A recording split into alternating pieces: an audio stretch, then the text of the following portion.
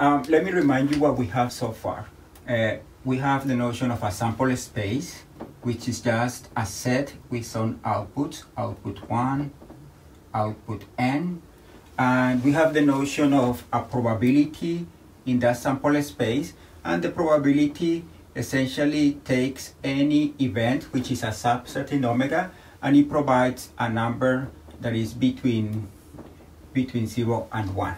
But to define a probability, you don't need to define the probability in every subset of omega if omega has finitely many. We just need to define the probability in every output, like probability of output 1.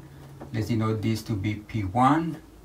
The probability of output 2 is just P2. And the probability of output n is just Pn.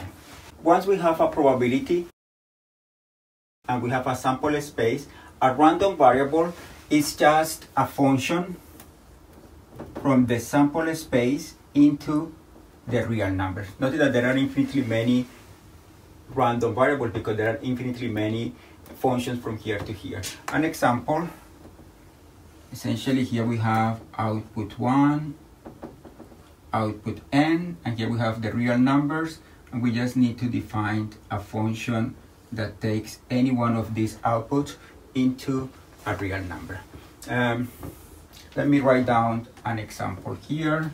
Let's suppose that omega is the set A, B, C, and let's suppose that the probability of A is 0.2, the probability of B is 0.3, and the probability of C is 0.5. And let's take our random variable to be this function, A, B, C, and here we have real numbers, and let's suppose that this one goes to 3, this one goes also to 3, and this one goes to 7. Then this is an example of a random variable. Okay. Let's practice some notations that you can write when you have a random variable. For example, I can say the probability of x being equal to 6. Essentially, I'm asking myself, let's solve this equation. The solution of x equals 6 is the collection of numbers in the sample space that solve this. In this case, this is, for this particular example, it will be the empty set, and then the probability of the empty set would be 0. But if I say the probability of x equal 3, the probability of x equal 3 would be, let's solve this equation. What elements in the sample space goes to 3? Then in this case, this would be the probability of the event A and B. And this event A and B have probability 0.5. And we can do also the probability that x is bigger than 4. Then what outcomes satisfies that x is bigger than 4? In this case, it will be just the probability of C, and this probability of C is 0.5. Then anytime we write probability and we write something that has to do with an equation, an equality or an inequality, we should solve that inequality first, and that will give us an event, and the probability of that event is that number that we are referring to. Then that's some notation that is going to be useful. Then what is the probability mass function? The probability mass function is also denoted by P, and it's going to be a function from the real numbers into the real numbers. And the definition is P of x is just the probability of x being equal to x. This is the definition. And then, for example, here, for this particular example, what would be P of a square root of 2? This is the probability that the random variable is equal to the square root of 2. But then we solve this equation. What outcomes goes to the square root of 2? None. This is the probability of the empty set. And this is just 0. That means that in this context, when you have finitely many elements in a sample space, this probability mass function is 0 almost everywhere. The only way we catch a number that is different from 0 is when we pick one of the elements in the range. For example, the probability mass function evaluated at 3. This is the probability of x being equal to 3. And then in this case, what event is this? A and B. And this would be 0.5. The probability mass function evaluated at 7 is just the probability of x being equal to 7. And this is also 0.5. Then for this particular example, we usually do the graph of the probability mass function like this. The graph would be, here is 3, here is 7. If you are not 3 or 7, the function is 0. And when you are 3, in this case, is 0.5. And sometimes, just to emphasize, you do like a line. And here also, you get 0.5. Usually you graph the function like this, but you mean these stats here. At 3 is 0.5 and at 7 is 0.5. This is the probability mass function. What is the cumulative function? The cumulative function is a function that is defined also on the real numbers, but the difference is that, let's do the cumulative function of the random variable x, because it depends on this. It goes from the real numbers into the real numbers, and essentially the cumulative function evaluated at some value a is just the probability of x being less or equal than a. Then, for example, what is the cumulative function evaluated at a square root of 2? Then this is the probability of x smaller or equal than a square root of 2. Square root of 2 is 1.4142, keep going. And no value, when you solve this equation, you get the empty set. This is the probability of the empty set. And this is just 0. But what happens if you get the cumulative function evaluated at 6? In this case, this is the probability of x being smaller or equal than 6. And what outputs in the sample space goes to values that are smaller than 6. Then in this case, it will be A and B. And then in this case, the probability of this event AB is 0.5. Notice that the probability mass function evaluated at 6 is 0, because here you are thinking about the equation x equals 6. But the cumulative function evaluated at 6 is not 0, it's 0.5, because here you have to solve the equation x smaller or equal than 6, then it's 0.5. The graph of this function will look like this. Here we have 3, and here we have 7. Before 3, the function is 0. When you get to 3, the function is 0.5. From 3 to 7, not including 7, the function is constantly equal to 0.5. Here, for example, is 6. The function at 6 is 0.5. The function at 3 is 0.5. But when you get to 7, the function jumps until, in this case, the probability of x smaller or equal than 7. Everything is smaller or equal than 7. Then that event has probability 1. and then the function goes like this. Then the graph of this function, when you have finitely many elements in the sample space, is going to be 0 before the first value of x. It's going to be 1 after the last value of x, and it's going to have some jumps. In every jump of this equals the probability mass function. For example, here we have a jump of 0.5, and that's the value of the probability mass function at 3. Here we have another jump of 0.5, and that's the value of the probability mass function at 7. Then this is the cumulative function. Let me erase this. What is the expected value? The expected value, we can just define that is the sum of over all the real numbers of x times p of x.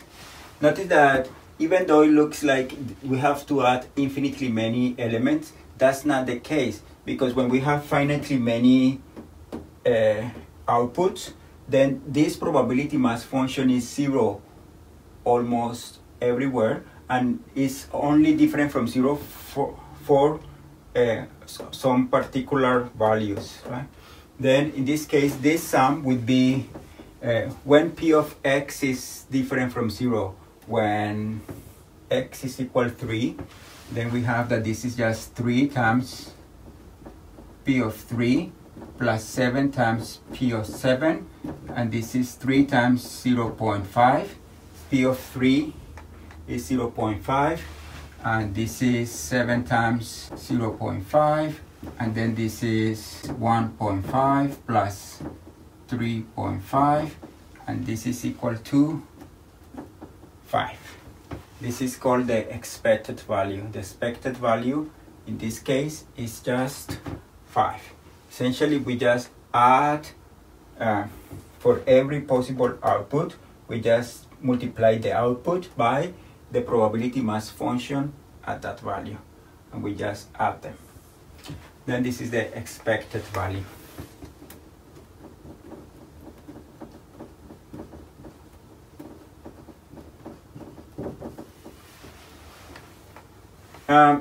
In general, when we do the composition of a function with another function, we get another function, and then we get another random variable, and then we can compute the expected value of this new random variable. For example, if we have g of x equal to x squared, then in this case we can compute this random variable x squared. This random variable will be this a, b, c. It will go to a will go to not 3 but 9, 3 will go to 9, and c will go to 49.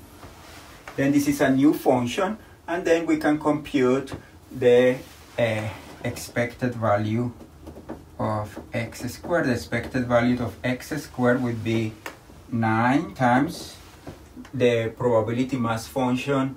In this case, it would be the same probability mass function. It's not exactly the same, but it's related with this. The value here, it would be 0.5 plus 49 times 0.5, and this is just 58 divided by 2, and this is 29. Okay, then this is the expected value of x squared. Then we can compute the expected value of any function of the random variable. For example, what would be the expected value of sine of x? Then here we will have to do the random variable would be a, b, c, and here the outcome would be sine of 3. This would be sine of 3, and this would be 7, right? And this is the function sine of x. Notice that this is a random variable as well. Then the expected value is going to be sine of 3 times 0.5, because the probability mass function at this value is 0.5 plus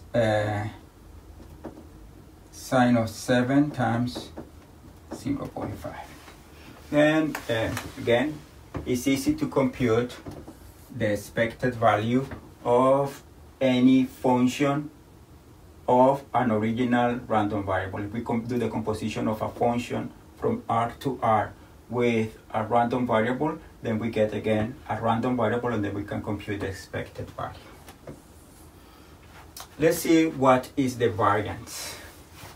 We can define the variance easily now that we have defined the expected value.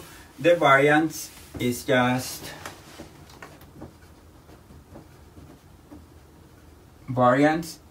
the expected value of x minus mu squared, where mu is the expected value of x.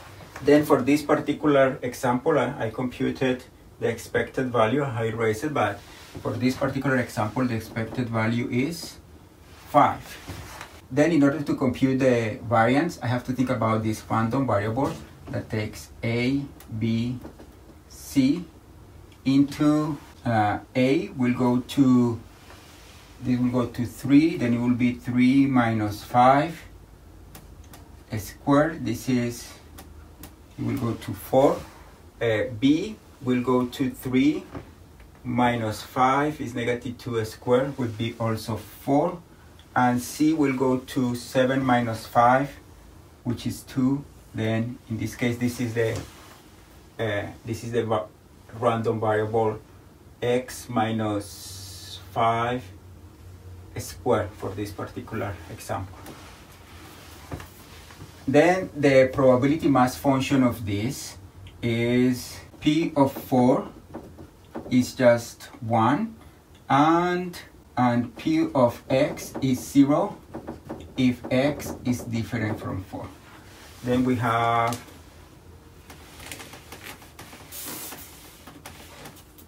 this is the probability mass function, and then to compute the expected value, in this case the variance would be just 4 times 1, it will be 4. There is a theorem that says that the variance of a random variable, by the way, this is just denoted as variance of x, it is just the expected value of x squared minus the expected value of x squared. Let's see, the expected value of x squared is 29. This is the one that we computed, 29. And the expected value of x is 5. And then the square, it would be, this is just 29 minus 25, and it's equal to 4.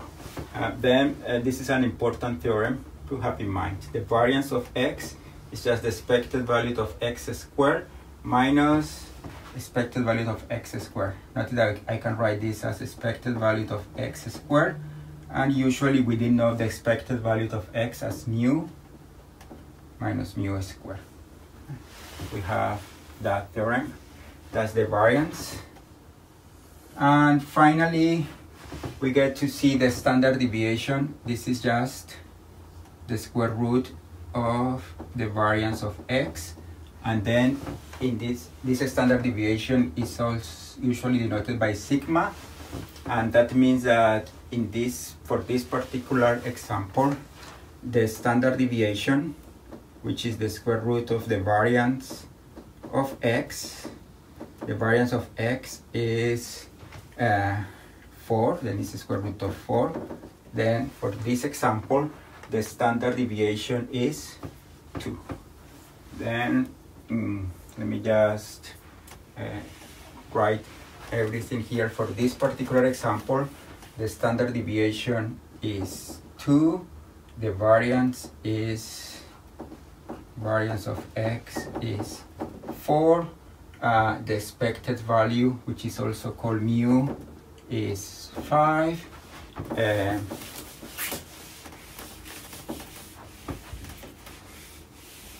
The cumulative function is a function that goes like this. Here is 3, here is 7. Before 3 is 0. At 3, the function jumps to 0.5, and then it will be 0.5 until it reaches 7, and at 7 it jumps to 1. Then this is the cumulative function. And for this example, the probability function is, the graph of the probability function is like this. Again, 3 and 7 are the interesting values. It's 0 everywhere. But at 3 and 7, at 3 the function is 0.5, and at 7 the function is also 0.5. Then here we have all these notions for this particular example. Let's finish the video doing an example that has to do with an experiment. Let's take omega, like the outputs when we roll a die. Then omega is 1, 2, 3, 4, 5, and 6.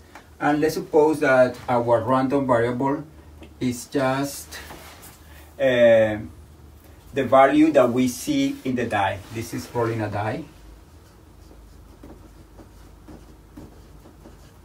And then the random variable, in this case, it goes from this set 1, 2, 3, 4, 5, 6 into 1, 2, 3, 4, 5, 6, and in this case it's just this function, right? Then the probability mass function, if we assume that we have a fair die, then the probability mass function is like this. Here we have 1, 2, 3, 4, 5, and 6, and here we have 1, 6, 1, 6, 1, 6, 1, 6, 1, 6, and 1, 6. This is the probability mass function.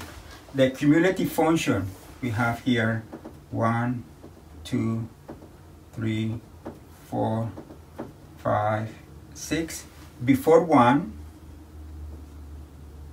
is 0, and then we will reach 1, 6 here, and then it will be 1, 6 until it reaches 2. At 2 it will be 2, 6. It will be constant until it reaches 3, and at 3 it jumps to 1/2, and then it will be constant until it reaches 4, and at 4 it jumps to 4, 6, and at 5 it jumps to 5, 6, and finally at 6 it jumps into being 1. After 6 is just 1, and we see that every one of these jumps is just the probability mass function. This is the probability mass function, and this is the cumulative function. Let's compute the expected value.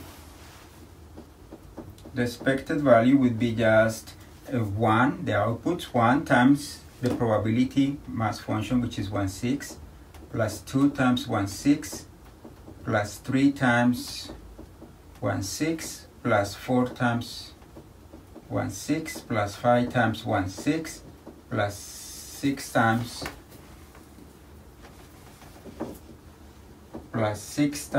1, 6.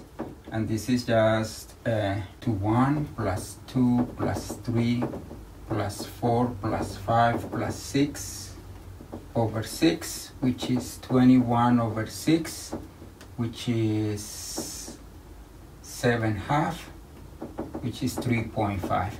Remember that this is just mu. To compute the variance of x, we just need to do the expected value of this random variable. Then here we have 1 minus 7/2 squared times 1/6 plus 2 minus 7/2 squared times 1/6 plus 3 minus 7/2 squared times 1/6 plus 4 minus 7/2 squared times 1/6 plus 5 minus 7/2 squared times 1/6 and plus 6 minus 7/2 squared times 1/6, and this is 35/12. Therefore, the standard deviation is sigma equal to the square root of 35 divided by 12.